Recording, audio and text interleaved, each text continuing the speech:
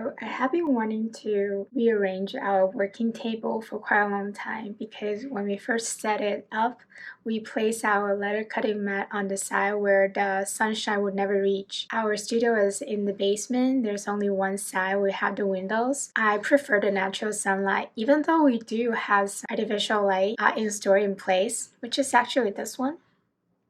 I have two similar one in the basement, but I still prefer natural sunlight. So that's what I'm going to do today. I'm going to switch the place because right now where the sunlight will reach is actually where we usually place our tools, where we don't usually film. Like we'll have more natural sunlight in our films or videos in the future. And also because I recently purchased a metal shelf from a thrift store nearby, it's very convenient for me to move everything around. So that's what I'm going to do in this part of the video. I'm still not perfectly satisfied with the arrangement in our studio right now because as you can see, there are so many elements going on at the same time. It just looks a little bit crowded.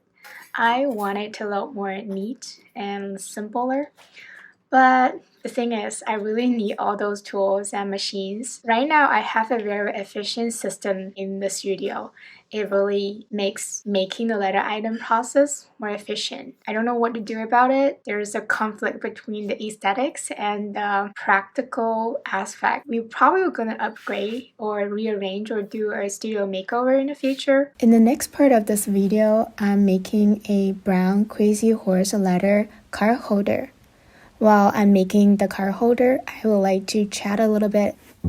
It's common to experience feelings of fear and doubt. These emotions can be very overwhelming and make it very difficult to stay focused on the goals. However, it's also important to remember that these kind of feelings are completely normal and can actually be beneficial if managed properly. So my husband and I started this Leathercraft small business back in 2022 when our life both undergone very major changes and we just want to try something new, something we're passionate about. But along the way of managing the business, the Leathercraft part is fun and very soothing, very therapeutic, healing, but the social media part is another story. It's just very challenging sometimes you have this anxiety that all the efforts that you devoted into making these videos or this post would not really go anywhere or wouldn't really spark any reaction at all.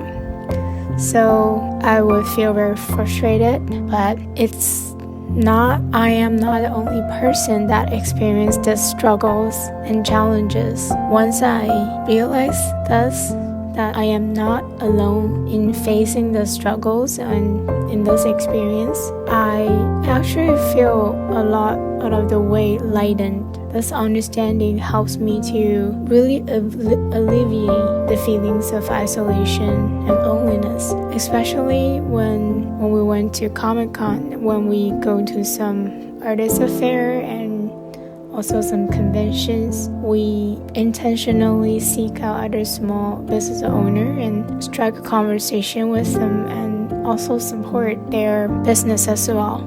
We will be participating in these conventions and fairs ourselves in the coming year, this year or next year, but we are conflicted at the same time because on the one hand, you do want to get more exposure, social exposure for your brand and your product and your craft, but on the other hand, you don't really want that much attention because being introverts, me and my husband both.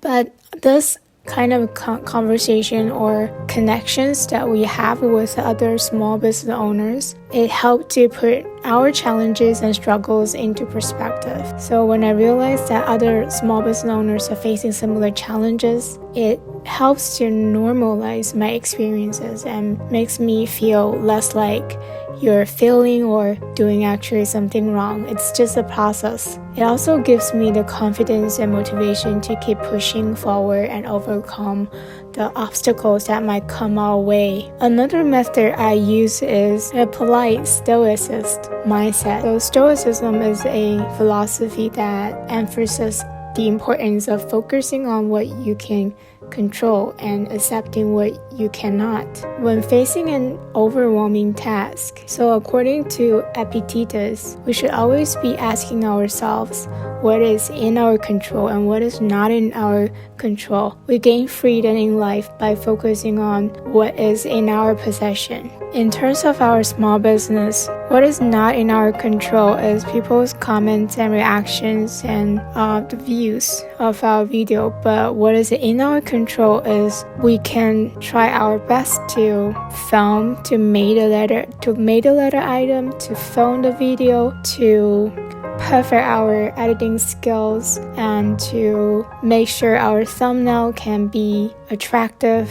These elements are within our control, so all we need to do is focus on these small tasks and make sure that we have done our best to create the videos. And everything else in terms of the comments, views, the followers, the subscriptions, they're not in our control, so there's no need to worry about them anymore. And also, when people do interact with us and start commenting, what's within our control is try our best to reply and to respond to these comments and curiosities. But what's not in our control is the content of people's comments. There could be contents, the comments could be a little bit irritating or mean to some extent, or just a little negative, but there are positive comments. So if we cannot control how people react to it, we can control how we react to the negative comments or comments that are not actually related to our video at all. And another thing that's within our control is how we create our product and package our orders. We cannot control whether people would actually like our product, but what's within our control is whether we like the thing that we create. If we were at the receiving end, whether we'll be happy with what we receive. Another strategy is try to have daily, weekly, and monthly plans. This can help prioritize tasks and help us stay organized, or else we will be overwhelmed by the daunting long-term and more ambitious goals. What we are doing is use the time more efficiently by breaking the goals into smaller, more manageable tasks. For example, when I focus on making one video or designing a new thank you card or launching a new product, I can hold myself accountable for making progress daily and weekly. These specific goals create a sense of urgency that can help to increase my motivation and productivity compared to, say, if I have a larger goal such as gaining 100,000 subscribers on YouTube or getting 10,000 sales on our Shopify website or launching 20 products in 1 year, which is helpful. These long-term goals are helpful in the sense that they can provide me a direction, but if I only look at these big goals, I find it really, really challenging to track the progress or allocate my energy to fulfill them, which then will lead to confusion, frustration, and will eventually decrease my productivity.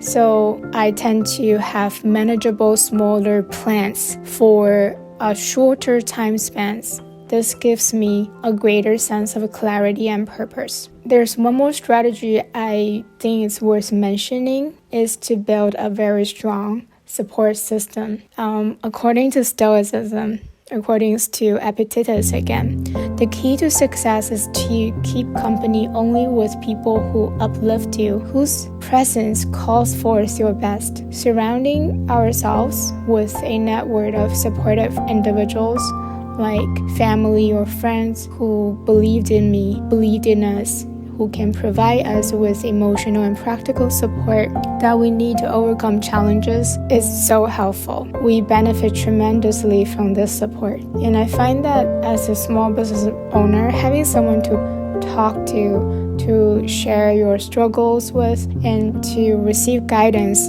from can be very invaluable. And I think I already mentioned it before. I felt very fortunate that I can run this Leathercraft business with my husband Michael. We are really fortunate to have each other. So we have a support system, very strong bonding. We are very intentional in our input into this business.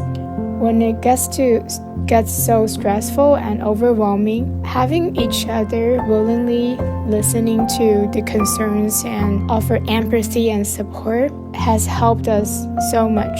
It helps manage our stress level and maintain our mental health. No matter how challenging the tasks are or how frustrated I felt, I know I always have a shoulder to lean on for emotional support during the times of difficulty. So I think trying to reach out to people who believe in you and try to really connect with them when you feel down or unmotivated is really important. Lastly, Seneca once said, "A gem cannot be polished without friction." It's inevitable to make mistakes, experience setbacks, and even encounter failures in the small business. So I don't start this business thinking that we will definitely earn a lot of money or we will definitely run a very successful business and it's gonna grow big. I don't have this mindset. What I have in mind is that when I made a letter item, I devote my time in social media. When I try to start a business, in the process, I'm already